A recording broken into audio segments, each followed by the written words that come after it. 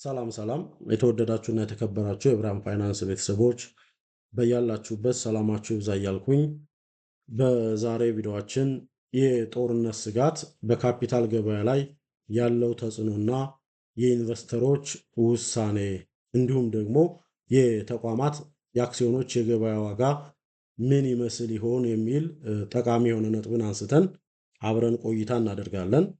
በአንድ ሀገር ውስጥ የውስጥ የጦርነት ስጋቶች ሲኖሩ፣ የፖለቲካ አለመረጋጋቶች ሲኖሩ፣ አለፍ ሲልም ደግሞ የጂኦፖለቲካል ውጥረቶች እየተፈጠሩ ሲመጡ የኩባንያዎች አክሲዮን ዋጋ ወዳውኑ ድሮፕ ያደርጋል፣ ይቀንሳል። ይሄ ዓለም አቀፍ ተሞክሮ ነው እናያለን። ነገር ግን እኛ የምናየው ዛሬ ለምን ይቀንሳል? እንደው ሪል ኬዞቹ ምንድን ናቸው? የጦርነት ስጋት ሲፈጠር ኢሚዲየትሊ የተቋማቶች የአክሲዮን ዋጋ ድሮፕ የሚያደርግበት የሚወርድበት ሪል ምክንያቶቹ እነማን ናቸው ብለን እናያለን። ኢንቨስተሮችስ በእንደዛ አይነት ሰዓት የጦርነት ስጋት በሚኖርበት ሰዓት ምን አይነት ውሳኔዎችን ይወስናሉ? ሀብታቸውን ደህንነቱን ለመጠበቅ ሲባል የሚወስኗቸው የውሳኔ አይነቶችስ ምን ምን ናቸው? ዜን ገንዘባቸውን ደህንነቱን ለመጠበቅ ሲባልስ ወደየት ሊያሸሹት ይችላሉ የሚለውንም ነጥብ አንስተን አብረን እናያለን። ስለሆነም ዛሬ በዚህ ቪዲዮ የምናያቸው ሶስት ዋና ዋና የሆኑ ተጽዕኖዎች ይሆናሉ ማለት ነው። የጦርነት ስጋት በካፒታል ገበያው ላይ ከሚፈጥራቸው በርካታ ተጽዕኖዎች መካከል ሶስቱን ዋና ዋና የሆኑ ተጽዕኖዎችን አብረን እንቃኛለን። ስለሆነም እናንተ ለቻናሉ አዲስ ከሆናችሁ ቻናሉን ሳብስክራይብ በማድረግ የቻናሉ ቤተሰብ እንድትሆኑ እግር መንገዱን በአክብሮት ጋብዛችኋለሁ። አንደኛውና የመጀመሪያው የጦርነት ስጋት መኖር በካፒታል ገበያው ላይ የሚፈጥረው ተጽዕኖ የድንጋጤ ሽያጭ እንዲበዛ ያደርጋል። ዜን አፍተር የድንጋጤ ሽያጮች የሚበዙ ከሆነ የካፒታል ገበያው ላይ የተቋማት የአክሲዮን የገበያ ዋጋ ወዲያውኑ የሚወርድበት እድል ይኖራል ማለት ነው። ቢኮዝ የጦርነት ስጋቶች ሲኖሩ በርካታ የሚባሉ ባለአክሲዮኖች ደህንነት አይሰማቸውም። በጦርነት ሰዓት የኢንፍሌሽን ኬዝ ይፈጠራል። ሊኩዲቲ በተወሰነ መልኩ ይቀዛቀዛል። ቢኮዝ የጦርነት ስጋቶች ካሉ የያዝነውን ሽጠን የምንፈልገውን መግዛት የምንችልበት ኢንቫይሮንመንት በተወሰነ መልኩ ስለሚስተጓጎል ዜን ጦርነቱ እየገፋ ሲመጣ አክሲዮኑ እንኳ መሸጥ ቢፈልግ የሚገዛ ሰው አይኖርም። ሰው ኢሚዲየትሊ ገና ስጋቱ እንዳለ መሸጥም የበለጠ ጠቃሚ ነው የሚል እሳቤን ዲቨሎፕ የሚያደርጉ ይኖራሉ። ፕላስ በጦርነት ሰዓት ኢንቨስት ያደረግኩበት ተቋም ፊዚካሊም ጭምር ይጎዳል ብለው የሚያስቡ ሰዎች ይኖራሉ። አሊያም ግን ፊዚካሊ እንኳን ባይጎዳ በሙሉ አቅሙ ማምረት መስራት የሚችልበት እድል አይኖርም። በሙሉ አቅሙ ስራን ማከናወን የሚችልበት እድል ከሌለ ደግሞ ምርታማነቱ ይቀንሳል። ዜን ምርታማነቱ ከቀነሰ የማገኘው የትርፍ ክፍፍል አይኖርም። ስለዚህ ኢንቨስት አድርጌ መቆየቴ ያን ያክል ለውጥ ይዞ አይመጣም። ከዚህ ይልቅ ከዚህ አደጋ ከተደቀነበት ተቋም ይልቅ አደጋቸው ወደ ተቀነሰ ተቋሞች ገንዘቤን ሽፍት ማድረግ ጥሩ ነው የሚል አይነት እሳቤዎችን ኢሚዲየትሊ ሊያስቡ የሚችሉ ኢንቨስተሮች ይበዙና የድንጋጤ ሽያጭ ገበያው ላይ ይበዛል። በርካታ ባለአክሲዮኖች አክሲዮኖቻቸውን ሽጠው ለመውጣት ጥረት የሚያደርጉበት እድል ይኖርና የካፒታል ገበያው ላይ እንዳልኩት ኢሚዲየትሊ የተቋማት የአክሲዮን የገበያ ዋጋ መውረድ የሚያሳይበት የሚወርድበት እድል ይፈጠራል ማለት ነው። አይ ቲንክ ይህንን ኮንሲደር ማድረግ ጠቃሚ ነው። የካፒታል ገበያው ላይ እንደሚታወቀው ኢንቨስተሮች ኢንቨስት የሚያደርጉት ወይም ደግሞ የሚሳተፉት በራስ መተማመን ላይ ነው። ተገደው አይደለም፣ እንደዛ ነው እንደዚህ ነው ስለተባሉ አይደለም። ካፒታል ገበያው ላይ ኢንቨስት ማድረግ አጠቃላይ የኢንቨስትመንት ሂደቴ ህጋዊ በሆነ መልኩ ተጠብቆ ትርፋማነት ይኖረኛል፣ አተርፋለሁ በሚል እሳቤ ነው ኢንቨስት የሚያደርጉት። ነገር ግን ጦርነት ወይም ደግሞ አጠቃላይ አለመረጋጋቶች ሲነሱ እነዚህ ኢንቨስተሮች ካፒታል ገበያው ላይ ይሳተፉ የነበሩ ባለሀብቶች ኢንቨስተሮች ስጋት ያድርባቸዋል፣ ይደነግጣሉ። ኢሚዲየትሊ እንዳልኩት ይደነግጣሉ። ዜን ይደነግጣሉ ማለት ወዲያውኑ ኢንቨስት ያደረጉባቸው ኩባንያዎች ምን ብለው ሊያስቡ ይችላሉ? ስራ ሊያቆሙ ይችላሉ ብለው ያስባሉ። ስራ የሚያቆሙ ከሆነ እንዳልኩት ምርታማነታቸው ይቀንሳል። ዜን ምርታማነታቸው የሚቀንስ ከሆነ ደግሞ ለእኔ የትርፍ ክፍፍል የሚከፍሉበት እድል አይኖርም። የትርፍ ክፍፍል የማይከፍሉ ከሆነና በጦርነት ሰዓት ደግሞ ኦቬስ ነው የኑሮ ውድነቶች ይኖራሉ፣ ኢንፍሌሽኖች ይጨምራሉ። የብር የመግዛት አቅም የበለጠ እየተዳከመ የሚመጣበት እኔም አክሲዮኑን ሽጬ ብሩን በፈለኩት ሰዓት ማግኘት የማልችልበት እድል ያጋጥመኛል። ስለዚህ የያዝኳቸውን አክሲዮኖች በሙሉ አሁን ላይ ሽጬ የተሻሉ አማራጮችን መፈለግ የግድ ያዋጣል በሚል ገበያው ላይ በርካታ የሚባሉ ባለአክሲዮኖች አክሲዮኖቻቸውን ለመሸጥ ምን ያደርጋሉ ተብሎ ይታሰባል? ይፎካከራሉ። እንግዲህ ሻጮች የሚፎካከሩት ዋጋ በመቀነስ ነው። ዋጋ በመቀነስ የሚፎካከሩ ከሆነ ደግሞ እንደተባለው የካፒታል ገበያው ላይ የተቋማት የአክሲዮን የገበያ ዋጋ ኢሚዲየትሊ ፌል የሚያደርግበት እድል ይኖራል። ለዛውም በከፍተኛ ሁኔታም ጭምር የሚወርድበት ሁኔታ እንዳለ እንረዳለን። እንደው ይህንን ምሳሌ ለማድረግ በ2022 የሩሲያና የዩክሬን ጦርነት ሲጀመር በነበረበት ሰዓት የሩሲያ የአክሲዮን ገበያ እንግዲህ ብዙዎቻችሁ መረጃ ይኖራችኋል ብዬ አስባለሁ። የሩሲያ የአክሲዮን ገበያ በአንድ ቀን ብቻ ከ30% በላይ የዋጋ ቅናሽን ያሳየበትና ታሪካዊ የሚባል ኪሳራንም ጭምር ያስተናገደበት እውነት እንዳለ እንረዳለን። ይሄ እንግዲህ ዓለም አቀፍ ተሞክሮ ነው። ይህን ኮንሲደር ማድረግ ያን ያክል ጎጂ አይደለም፣ ጠቃሚ ነው። ቢኮዝ አሳን ኢንቨስተር የተቋማትን የአክሲዮን የገበያ ዋጋ ከሚጎዱ ነገሮች መካከል አንደኛው ውጫዊ ፋክተሮች ናቸው። ከውጫዊ ፋክተሮች መካከል አንዱ የጦርነት ስጋት ወይም ደግሞ የፖለቲካል አለመረጋጋት እንደሆነ እንረዳለን ማለት ነው። ሌላውና ሁለተኛው ይዞት የሚመጣው ተጽዕኖ የካፒታል ሽሽትና ደህንነቱ ወደ ተጠበቀ ሀብት ማሸጋገር ላይ ኢንቨስተሮች ፎከስ እንዲያደርጉ ያስገድዳል። ኦብቪየስ የጦርነት ስጋቶች ሲኖሩ ኢንቨስተሮች አደጋ ካለባቸው የሀገር ውስጥ ድርጅቶች አክሲዮኖቻቸውን በማውጣት ቀጥታ ደህንነታቸው ወደ ተጠበቁ ሀብቶች የማዛወር ፍላጎት ያሳያሉ። በአንድ ሀገር ውስጥ ጦርነት አለ ማለት የጦርነት ስጋት አለ ማለት በርካታ የሚባሉ ተቋማት የጦርነት ሰለባ የሚሆኑበት ፊዚካሊም የሚጎዱበት አሊያም ደግሞ እንደተባለው በሙሉ አቅማቸው ምርትና አገልግሎታቸውን ለህዝቡ ማድረስ የማይችሉበት እድል ይፈጠራል፣ ይስተጓጎላል። ዘይን በእንደዚህ አይነት ሰዓት ኢንቨስት ያደረግንበት አክሲዮን ኢንቨስት ያደረግንበት ኢንቨስትመንታችን ሪስኪ የሚሆንበት እድል ይኖራል፣ ትርፋማ ላይሆን ይችላል። በእንደዚህ አይነት ኢንቫይሮንመንት የካፒታል ሽሽት ሰው ፎከስ እንዲያደርግና ደህንነታቸው ወደ ተጠበቁ ሀብቶች ማሸጋገር ድማንድ የሚደረግበት ኢንቫይሮንመንት እንዲፈጠር በሌላኛ መልኩ ይህንን ተጽዕኖ ይዘው ይመጣል። እዚህ ላይ እንደ ኢንቨስተር እንደው ልጠይቁት የምትችሉት ትልቁ ነጥብ ብዬ የማስበው ደህንነታቸው የተጠበቁ የሚባሉ ሀብቶች እነማን ናቸው?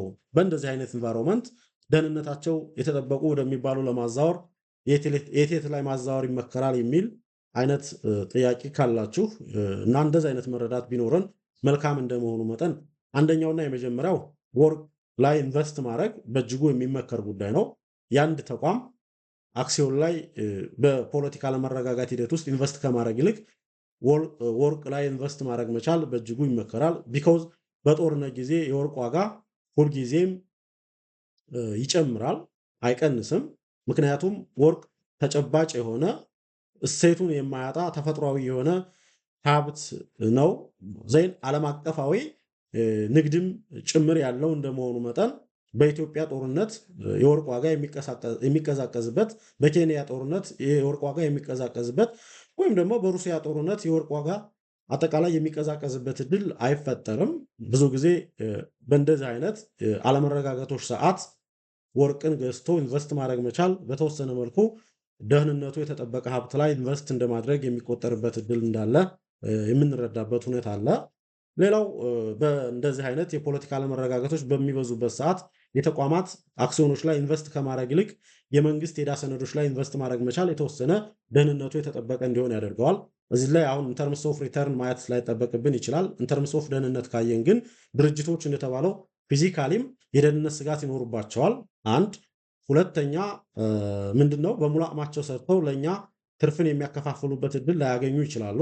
በዛ ሂደት ውስጥ ደግሞ የኑሮ ውድነቶች የሚፈጠሩበትና የእኛ ብር የመግዛት አቅሙ የሚወርድበት እድል እንደመኖሩ መጠን ሪስኪ ላይ ነው ያለ ነው ማለት ነው። ከዚህ ይልቅ ምናልባትም የተቋማት አክሲዮኖችን ሽጠን የመንግስት የዕዳ ሰነዶች ላይ ኢንቨስት ብናደርግ ደህንነቱ የተጠበቀ የሚሆንበት እድል በተወሰነ መልኩ እንዳለ የምንረዳበት ሂደትም አለ።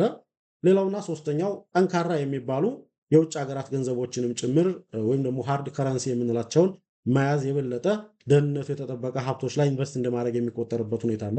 100 ሺህ ብር አንድ የጦርነት ስጋት ያለበት ተቋም ላይ ኢንቨስት ከማድረግ ይልቅ የ100 ሺህ ብር ዶላርን ዩሮን ገዝቶ ሆልድ ማድረግ መቻል ምናልባትም አፍተር ዋር የሚኖረው ዋጋ በእጅጉ የተለያየ የሚሆንበት እድል ሰፊ ነው። ቢኮዝ ድርጅቶች በጦርነት ሰዓት ከተጎዱ ከጦርነት በኋላ የማገገም ሂደት ውስጥ ነው የሚገቡት። ያ ደግሞ ዋጋ የሚያስከፍልበት ሂደት እንደመኖሩ መጠን ከዛ ይልቅ ምናልባትም ደህንነታቸው የተጠበቁ የሚባሉት ሌላኞቹ ምንድናቸው ማለት ነው። ስለዚህ ጠንካራ የሚባሉ የውጭ ሀገር ገንዘቦችን ሃርድ ከረንሲዎችን ሆልድ ማድረግ መግዛት መቻል የበለጠ የሚመከርበትም ሂደት ኤክሰርሳይስም ሲደረግ የምናይበት ዓለም አቀፍ ተሞክሮም ጭምር ስለሆነ ይሄ ነው ማለት ነው።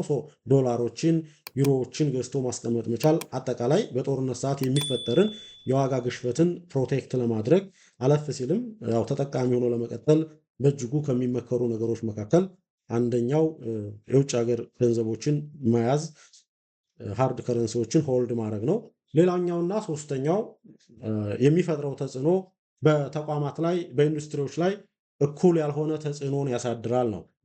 ስፔሲፊክ የሆነ ፊርም ስፔሲፊክ የሆነ ኢምፓክት ይፈጥራል። ጦርነት እንግዲህ አንድ ሀገር ውስጥ ቢቀሰቀስ እዛች ሀገር ውስጥ ያሉ ሁሉንም ተቋማት በኩል አይጎዳም።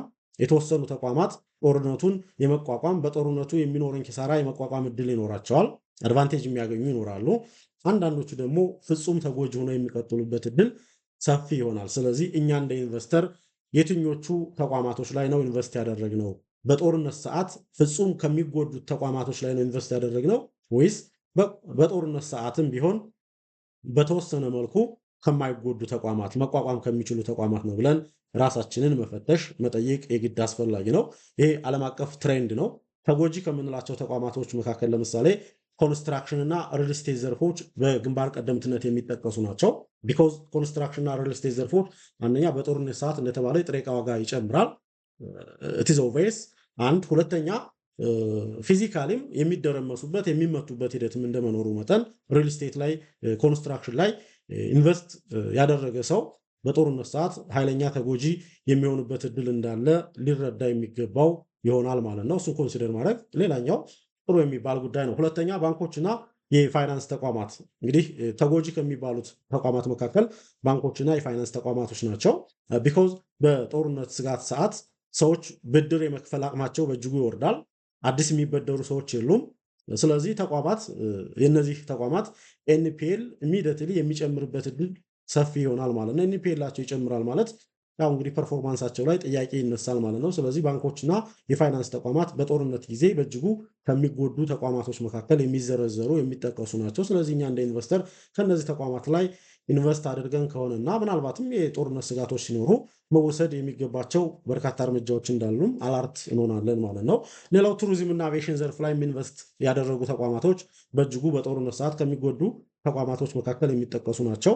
ቢኮዝ በጦርነት ሰዓት በርካታ ሀገራት የጉዞ እገዳን ይጥላሉ። በርካታ ቱሪስቶች ቱሪስት ለማድረግ ኢንተረስትድ አይደሉም፣ ቢኮዝ ጦርነት ነው።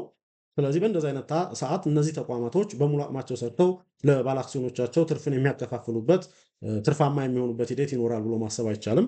ይልቁንም ምናልባትም ኪሳራም ጭምር ሊያስተናግዱ የሚችሉበት እድል ይኖራል እና በእንደነዚህ ኢንቫይሮንመንት እንደነዚህ አይነት ተቋማት ላይ ኢንቨስት ያደረገ ኢንቨስተር ምን ማድረግ እንዳለበት ይረዳል ብዬ አስባለሁ።